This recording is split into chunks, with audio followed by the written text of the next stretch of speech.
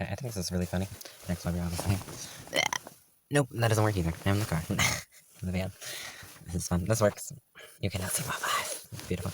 Okay. I'm really happy. I don't know what I'm doing. What? No. What? No. I don't know. Dang it. What? I keep getting messages and they keep piling on because I just turned on my phone and everything. Just got off of work. I got off early because it's Thursday. 3 a.m. I just get off at 4:30 or so. Around 4:30. For 10 hours now. Yeah. I'm wearing this hat and because I need something to protect my ear because I wear a headset and everything because I'm a caseworker. Yeah. I just put stickers on boxes and call them off and throw them on a conveyor line. And there are like 4 different floors and everything. I usually do the top floors. Okay, blah, blah, blah, blah, blah. I don't know what I'm doing. Dysfunction. Nah, this doesn't work either. Okay, I don't remember. Whatever. Happy Thanksgiving or whatever. Yeah, happy holidays, whatever. Yeah, I'm wearing my rock revival. It's also black. I wonder if you can see. There. That's about what I can see anyway. You can tell there's lettering on it. Whatever.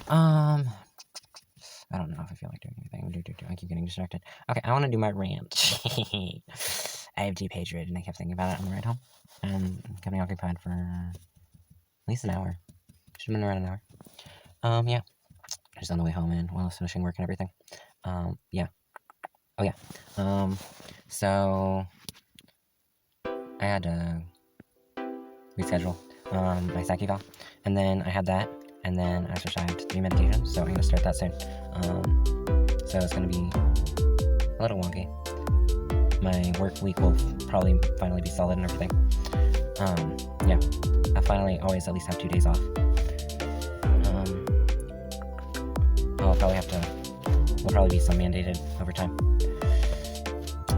But yeah, that's everything for work. Yeah, but anyway, I was just talking to this girl at work who's the younger sister of Charlotte, which took me forever to remember. Apparently, I'd only been in the same, like, class as her a few times. Like, I think she went to, like, the same elementary for, like, a grade or 2, and then she left and went to a different school, and then she came back to Eastbrook, that's where I went to school. And back then, the elementary was called Upland Elementary, and then they changed it to South Elementary, which didn't really make any sense. They were trying to help because they had to take in all the Matthew kids. Yeah, they had to take in all the kids from Matthew because their school closed. Yeah, and then I'm pretty sure, yeah, they turned it into like a library or something. Yeah, that was probably around 4th or 5th grade, I think, anyway. It was sometime during elementary school. It wasn't like too early on, it wasn't too late. I was still in elementary school and I wasn't quite in junior high, but I was like halfway there. I was around halfway there. Yeah, okay, sorry, distracted. I'm talking about everything but my rant. What happened? Okay, I can't focus whatsoever, which is normal. Oh, you can't see always because it's dark and everything. So it looks like actual color it's supposed to. It looks black. It started to fade and everything already. Everything has for my hair. I don't know if I'll re-dye it. I keep losing track and unfocusing. But anyway, yeah, but I went to the same class too. I didn't really remember her or really recognize her because I only saw her a few times and I had choir with her for a little bit. I only had choir for, I think I was only in the same choir as her for maybe 2 years, probably 1. I'm not sure. Yeah. And then we only talked a few times, and then when I didn't talk to her, she talked to me a few times, tried to start a conversation. I mostly just ignored her. I kind of just hated her because I didn't want to be left alone and she wouldn't talk to me. So I hated her for like 5 minutes, and then we never communicated again. So I didn't recognize her. I was showing the photo and everything. It was hours. It was like at least a full hour after I had the conversation, and she asked about me being in the same class as her sister, and if I recognized her and I saw the photo, for me to finally remember and recognize who she was talking about. There were too many people. I forgot everyone's name. Everyone calling everything like that. Anyway, getting out from. Okay. Well, basically, I was talking to her. She usually talks about being depressed, so we have that in common, so we talk. Brains everywhere. Okay, yep.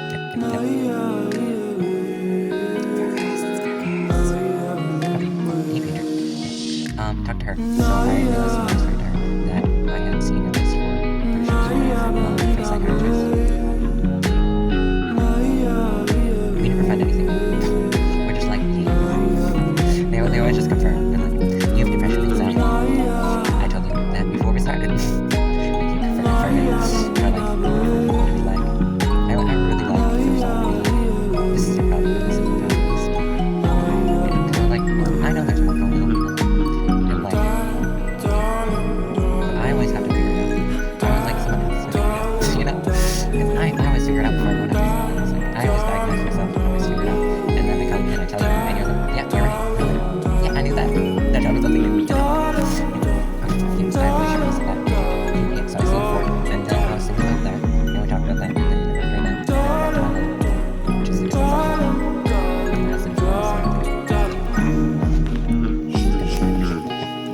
So after I went back, I was thinking, and I was like, wait, let's try and figure out like the actual county therapist I've seen. I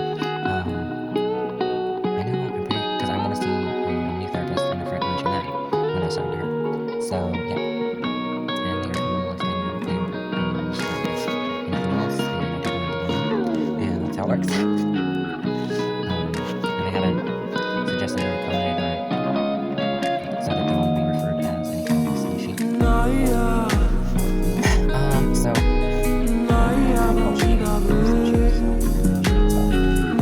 sorry if I don't remember her name. So, I'm sorry, you cannot be insulted. You can't. Okay, yeah. So I was trying to figure it out, and that's when I came to who knows? You might even figure it out later. Yep. Okay. Yep. So 6.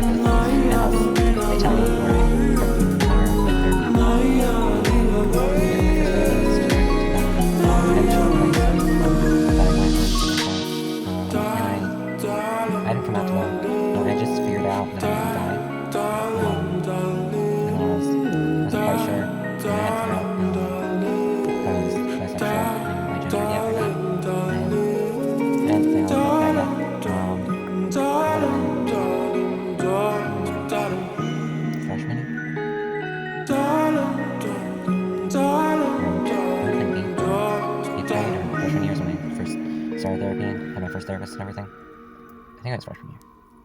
Everything was so confusing. They all like blend together anyway. Yeah, I got lost all the time, so I was in all the parts of the building. Yeah, so it was when I first started with them. I quit with them because I started therapy and everything because, yeah, see, my mind just jumps everywhere. One thought leads to another, and leads to another, and another. Maybe we'll get through it, maybe we won't. I have no idea. Yeah, let's see what happens. Anyway, need words need to come out of my mouth faster than they need to. Not happening. Okay, that's gonna happen. Last thought. I was gonna talk about my nervous and vision. I thought I would talk about that. Anyway.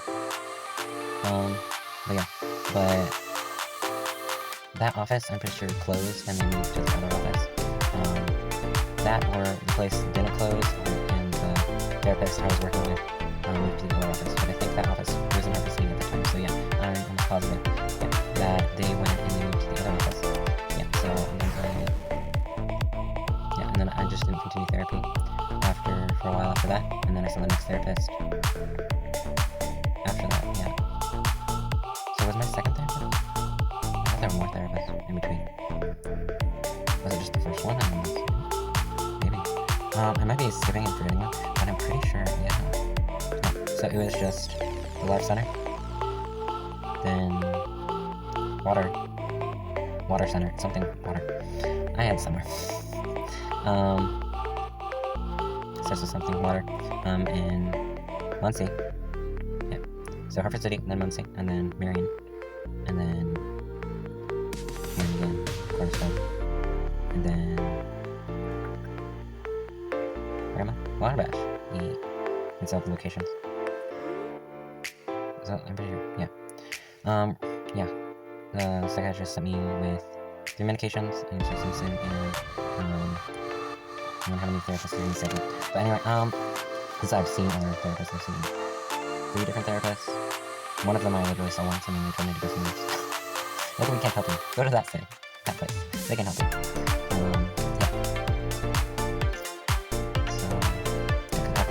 So after the first one, so I'm pretty sure it's the second one. The second therapist, was Ashley. I'm sorry, I hate you, I can't hear you. Obviously, I maybe fantasize or whatever, but I've never actually hurt her or anything, because it's a girl, and you can't hurt girls. Yeah. Which means I can't out any of my murder plans or any of my revenge, because almost all of my boys were women. And, like, should have been major clue and everything, because literally, like, I got into a fight, but I didn't get into a fight because I literally didn't fight back. It's like, I want to fight you, and she, like, attacked me, and she, like, kicked me or whatever. And, like, and so, like, even if they didn't hurt, or even if, like, the pain inflicted on me hurt, I would never admit it. So I was like, nah, it's a waste of time. Like, you attacked me, I didn't touch you, I literally didn't defend myself, and I just stood there and took it. And it only lasted a few minutes because they got bored and stopped. Because, like, I'd react and cry and express that I felt any pain or anything. Nothing happened. And I'm like, I can't hit you because you're a girl. Which should have been a major clue. Also, when I had a crush. I should have tested a grandfather. Nope, you're distracted. Yeah, girl, so okay, Hannah. Yeah, it should have been a major clue. Being like, girls can hit girls. You were never a girl. And you never believed me. You came ingrained and you didn't know it. There were so many things, so many signs. Now that I realized. But anyway, yeah, so now I've seen 3 other therapists, so it's at least 5. Yeah, so it's gonna be my 6th. We're so close to 7. We're gonna see. One day we'll see that 7th therapist. Yeah. Yeah, I have nothing to brag about, so I brag about how many psychiatrists and how many therapists I've seen. Because there's a lot. Yeah. So anyway, yeah, now that I've seen them, I realized, yeah, I hate her. I realized how fucked up everything is, and how bad it is, yeah. I realized what everything that was wrong. Like, you helped me. Like, Cornerstone, you helped me. But you also hurt me. You hurt me. She hurt me more than Cornerstone. Yeah, Cornerstone wasn't that great either. Like, you didn't help me. Like, emotionally. Like, mostly, you didn't help me. Nothing happened. I was just there. You did nothing. You literally did nothing. Except for, like, yeah, the only thing you did was, help me get health insurance. It was major help, so it was a big help. So you were helpful in that regard. You helped me with that, and then, yeah, that was it. That's the only thing you did. I stayed there for a week, and nothing happened. Nothing. No, there was 0 help. I got 0 help from them. Yeah, it was a disaster. Yeah. We only realized how bad it was and how little they did afterwards. And when we learned other people and get help elsewhere, we're like, yeah, you did nothing. You helped me 0. Okay, for sure, but it did help try and build up my self-esteem. It just helped me help myself. I do, like, all the work. And, like, you have little to no to, like, decent and big impact on my improvement and my self-esteem.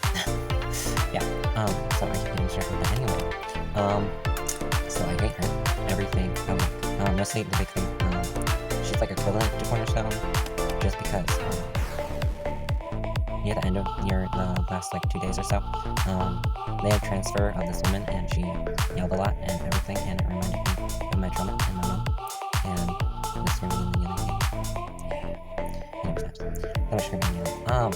Yeah, so that was a reminder of my trauma, and I was living away from my mom, so I was good for a while, and I hadn't experienced it, and I hadn't been exposed to a reminder for a while, the trauma, and I didn't feel safe. Yeah. So it wasn't helpful because I didn't feel safe, and I already don't feel safe even in the safest place. And then, yeah, and it wasn't safe. I didn't feel safe. Yeah, so I was not happy. Yeah, okay, but focused on her. Yeah, we hate her. Actually, I don't remember. No, that's new. I'm pretty sure I have your first name correct.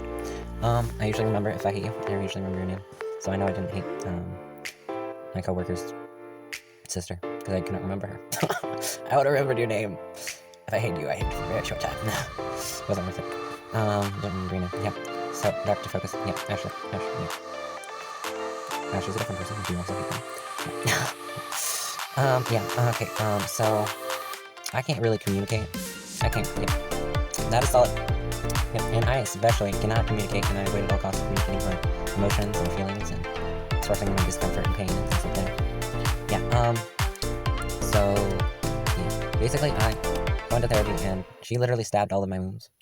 I exposed all my wounds in therapy, and then she got a knife, obviously, emotionally, and literally just stabbed me multiple times in my wounds. It was great. Good job. You were helpful, but you hurt way more than you helped me. Yeah, I guess we didn't know, I didn't know at the time, about the physical abuse, so, yeah. I didn't realize that I was physically abused. I never realized that.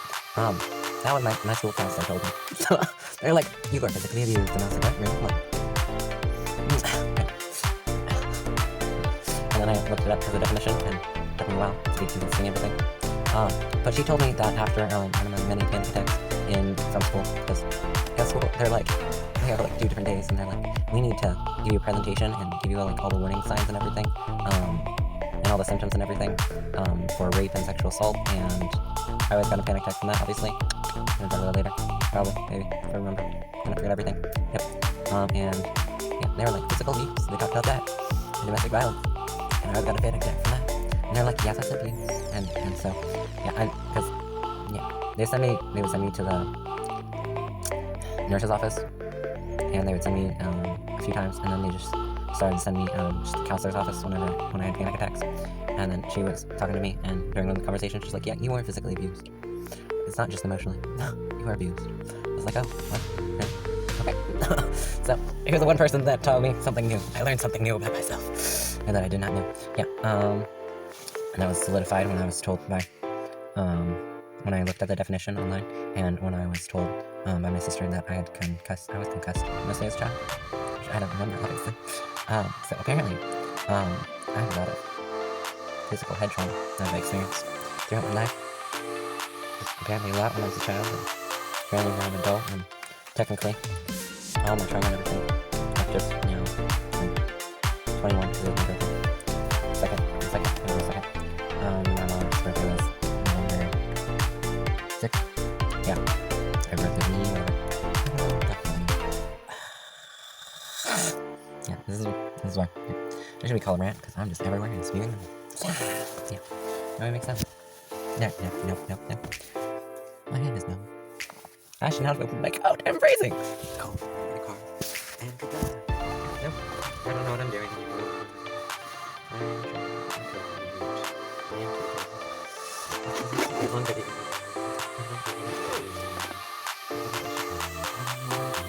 Yeah, obviously I have a lot of problems. Yeah, I'm moving to break more things now. We're naked. Can't see much. Okay.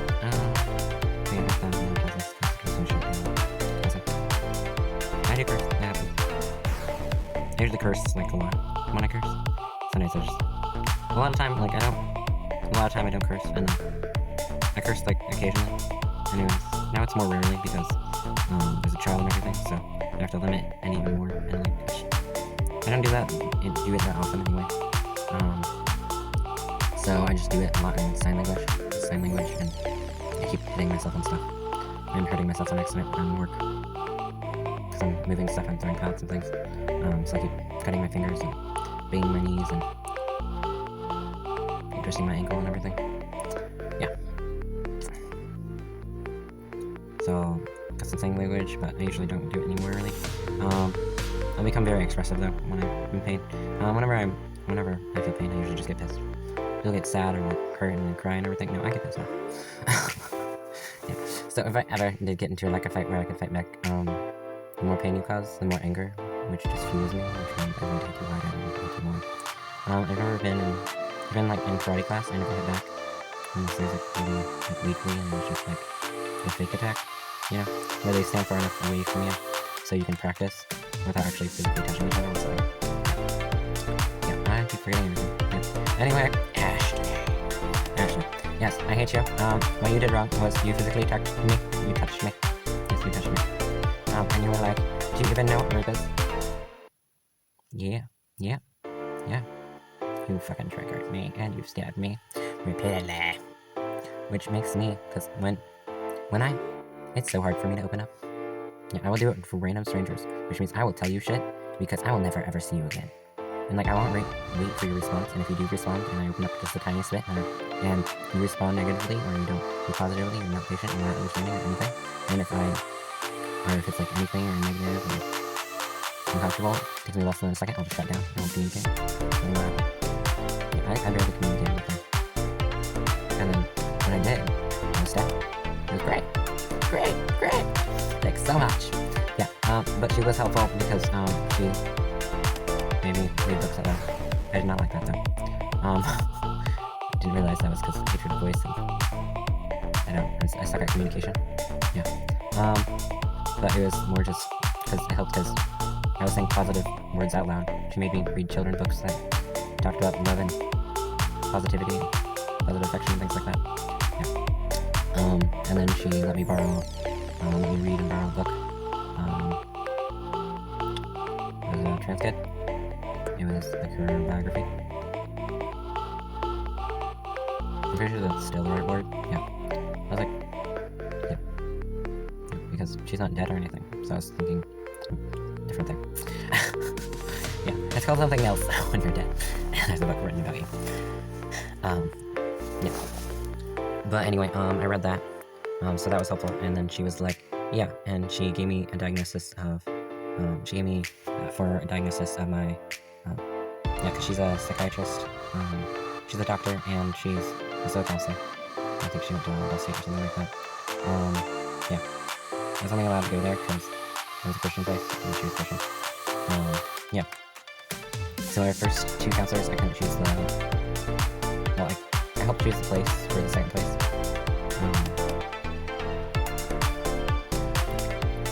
I mostly just got to choose the person the second time. First time I didn't really choose the person. And I didn't choose the place either. I just chose to go to therapy. That was my first choice for the first counseling, the first place again. Yep, there it is. Oh my god, it's so annoying. Yep, I'm annoyed about myself, everything's fine. Great. Oh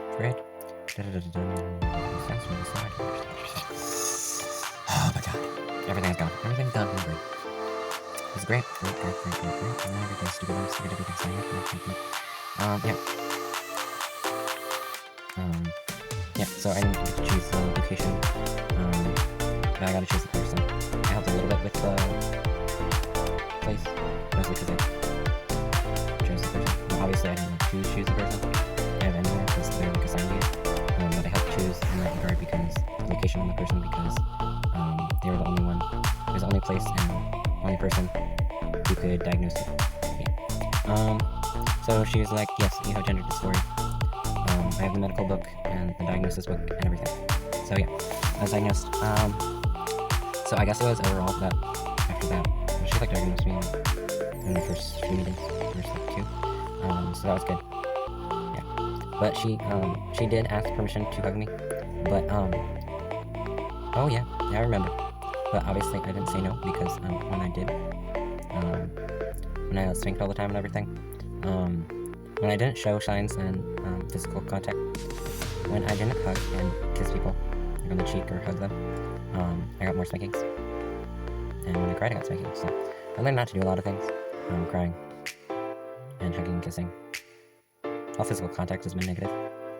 So she asked me, and I said yes, because 1, I didn't know, and 2, I couldn't refuse because so yeah. So I hated that. So every time I saw her, this is like contact. Yeah. No. Made me feel unsafe. Yeah. And then, so it was mainly, I guess there's only like 3 wounds, but they're very large and deep wounds, and they're just staying to times. That was after I expressed and everything, I told everything, and opened up, and became vulnerable, and told her everything about, so I guess attempted. Official term is attempted sexual assault. Yeah, he was trying to rape me. I knew that. I did not know the words for sexual assault and attempted sexual assault, which would be like the correct definition. Yeah. And he tried to do something together with my friend, but we reacted differently, and also our level of like PTSD and stuff was different. And now I realize why it was so different, because I already had a lot of, yeah, apparently I had physical abuse, so I was already scared of everyone and physical contact. And then it just heightened it, and made it more severe, and everything like that. Yeah, it's great. I remember. Yeah. So that was, yeah, so she hit us both. So she hugged me, which triggered, and she's like, do you even know this? Like, everything is invalid. What you told me is invalid. You experienced nothing. Yeah. You say anything that isn't positive, or you say, like, a compliment, and it's immediately negative, and I believe you're lying. And what you're really saying is the worst things possible. Yeah. If I'm insulted once, I insult myself. Yeah, that lasts hours. Hours and days. One insult, once, hour, leads to hours and days. Yeah, I have insults for myself. Yeah, I was like, you can't actually do anything. You just trigger myself. You're like, oh, negative thing? Oh, okay. That means self-depression that's already heightened and everything. We become 10 times worse. Because we have outside influence, which have triggered us, and just added on to the burden. Yeah, okay. Yeah, so, making me feel invalid. Yeah, obviously. And then, physical contact. And then, she made me fucking cry. Not okay. I literally, I only fucking cry when I have panic attacks. Literally. She made me have a fucking panic attack. I hate her so much. So, yeah. Which is obviously triggered by trauma and things, triggered by memory. So, I usually am the cause of, when I talk to, like, a new therapist and everything, and I become vulnerable, and I express and talk about my trauma and my past and everything, which causes me to cry, because I have a panic attack, and then remembering trauma, because I re-experience it with my body. Also, side note, yeah, we're gonna stay up. Yep. I'm not gonna sleep. I don't like to sleep. I avoid sleep. And when I sleep forever. I sleep really, really long. I sleep for way too long. I'll sleep for like 24 hours if I would, except for the fact that I don't want to sleep, and my body would sleep for 24 hours, except for the fact that I would have to go to the bathroom, and I'm hungry. I get hungry, and I would go to the bathroom. And also, I'm hungry recently. I don't know what's going on. And it's probably helpful for hormones, and then my diet's not good, obviously. Because I'm diagnosed with anorexia. So, yeah. And, my weight's gone down, or maybe up a little bit, and then back down. Yeah.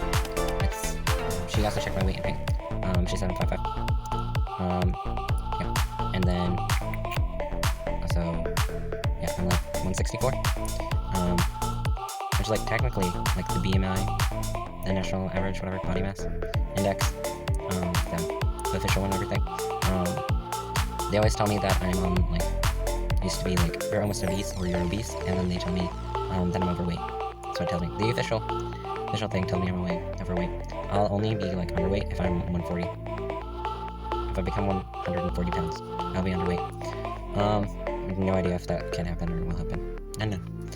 So that's my goal. And also, when, like, they tell me my last therapist, she went elsewhere, and so I quit therapy. Yeah, I was like, I never voluntarily quit therapy.